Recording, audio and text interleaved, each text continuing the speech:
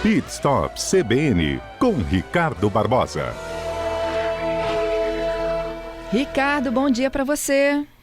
Bom dia, Fernanda, bom dia nossos ouvintes. Hoje um pouquinho gripado, mas estou firme e forte aqui para falar um pouquinho para os nossos ouvintes. Melhoras, meu querido. Vamos às dúvidas dos nossos ouvintes? Vamos lá, vamos tirar as dúvidas, né? Algumas dando continuidade aqui bem legais, ao quadro da semana passada, né? Isso. Foram dúvidas que que a gente não conseguiu responder a tempo na última semana e que o nosso compromisso é não deixar ninguém sem resposta, né? Perfeito. Bom, vamos lá. Eu tenho alguns comentários, algumas perguntas.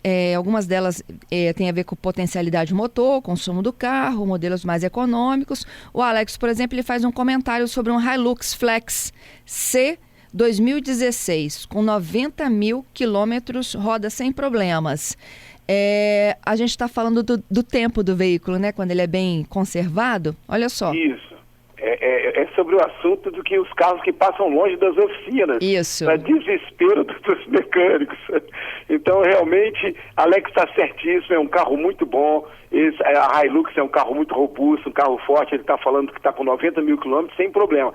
E é verdade, é claro, tem aquela parte de suspensão, que dá problema nas buchas, mas isso tudo é sobre manutenção.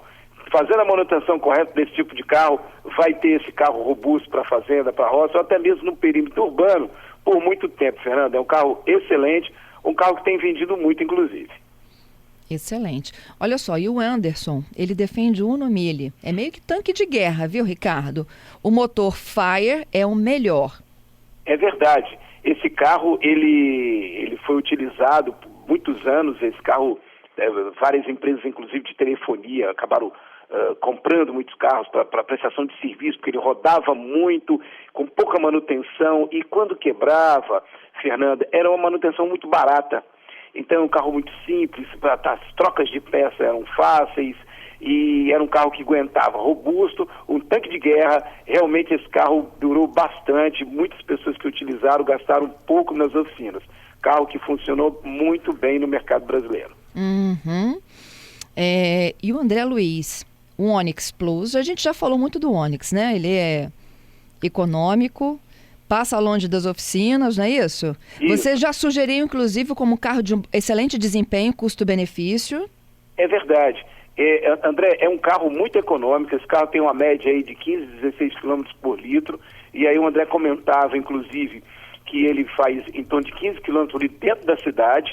Então, André, eu quero te parabenizar. Você é um cara que sabe dirigir, tem o pezinho aí, cuidado aí no acelerador, não força muito, vê o sinal, já diminui, vê um problema lá na frente, já vai tirando o pé. Então esse é o tipo do motorista que, com certeza, ele não só cuida do carro, mas também ele tem todo o sistema de dirigibilidade perfeito, fazendo com que o carro possa economizar bastante combustível. Então, o dele faz 15 por litro dentro da cidade. Ele é um sedã com câmbio mecânico. E isso está muito bom, porque esses carros mais novos, essa linha 20, 21, 22, esse carro está fazendo 16 pontos alguma coisa na estrada. Na cidade, fazendo 15, é muito bom. O André está de parabéns da forma na qual ele dirige. Isso faz toda a diferença, é o que a gente sempre vem falando. A pessoa acelera muito, arranca, e na hora que sai, já sai arrancando. Então, a gente percebe que o André tem uma maneira de dirigir muito cuidadosa, consequentemente ele tem uma economia muito grande, 15 por 1. Valeu a pena, parabéns. Então, eu acho que essa é uma observação legal que você fez, Ricardo, porque não basta só o carro ser bem resistente, né, a problemas, ter alta tecnologia, ter uma boa mecânica, assim, se o motorista também não for bom, né? Com certeza.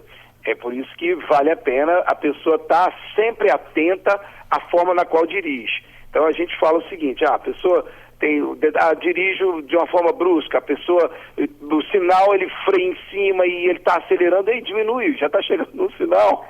A gente às vezes vai levar um cliente em casa e fica assim maluco a forma como a pessoa dirige. Então, Fernanda, ela não passou, o carro está pedindo a terceira marcha, passou a primeira normal, a segunda a pessoa ainda escuta o barulho do motor, mas a terceira, e você está ali do lado falando, pelo amor de Deus, passa a terceira. A pessoa não percebe, até que você dá um toque, passa a marcha. Então o carro pede a marcha e a pessoa às vezes não tem a sensibilidade de escutar o motor falando com ela. aí está consumindo mais, está forçando. Assim mesmo acontece na quinta marcha. Tem pessoas que demoram demais passar a quinta marcha. Aí o que acontece, Fernando, o RPM vai lá em cima, a pessoa poderia já estar utilizando a quinta marcha, que é uma marcha muito mais econômica. Nós estamos falando isso, naturalmente, carro de câmbio manual. O Ricardo, não só de assim, tá rasgando, né, o pedido de uma marcha nova e a pessoa não passa, como às vezes eu penso assim, nossa, por que essa pessoa está correndo muito, né? Enfiando às vezes o carro em buraco, passando em cima de quebra-mola. A pressa é inimiga da perfeição, já dizia minha mãe, né? E a felicidade dos mecânicos. Vamos completar aí, Fernanda. Vamos completar essa dica da sua mãe. E aí, às vezes eu duvido se o carro é dele mesmo, da pessoa que está exagerando assim, sabe, no pedal. Não, e tem. Às vezes o cara passa por você assim, na velocidade, passa em cima do buraco, você fala, meu Deus, esse carro deve ser alugado. Ou então esse carro não é dele, ou esse carro é de empresa. Porque a pessoa que tem um carro, que comprou, que batalhou para comprar um carro, que nós sabemos que é um bem, a pessoa vai ter o cuidado de não passar nesse buraco de maneira muito forte, ou desviar, ou passar no quebra-mola. Isso tudo acaba danificando a suspensão, roda, direção, e isso acaba tendo uma manutenção muito mais cara. Em vez de você fazer aquela manutenção preventiva, você vai ter que fazer aquela manutenção corretiva. E essa manutenção corretiva, muitas vezes, por ter danificado, a pessoa já tem que gastar com guincho, gastar com mecânico muito mais do que deveria na manutenção do dia a dia. Então, tem que ter o cuidado. É por aí mesmo, Fernanda. O Augusto diz que o Uno quadrado é daqueles que aguenta tudo. Você lembra do Uno quadrado? Ele está mesmo naquela uninha. Esse Uno quadrado, ele teve um problema, eu não sei se ele está se referindo ao 147, né? O 147, ele teve um problema lá no início, de estourar motor com 30 mil quilômetros, 40 mil quilômetros, principalmente motor a álcool. A gente sofreu muito com esses motores, mas depois ele vem melhorando. Ele tinha um probleminha também na caixa de marcha, na passagem de marcha. O câmbio dele não era muito bom, ele tinha uma dificuldade. Enquanto nós tínhamos o Fusca que concorria com ele e passava a marcha muito bem, Fernando, não é da sua época isso não, tá? Mas é da minha.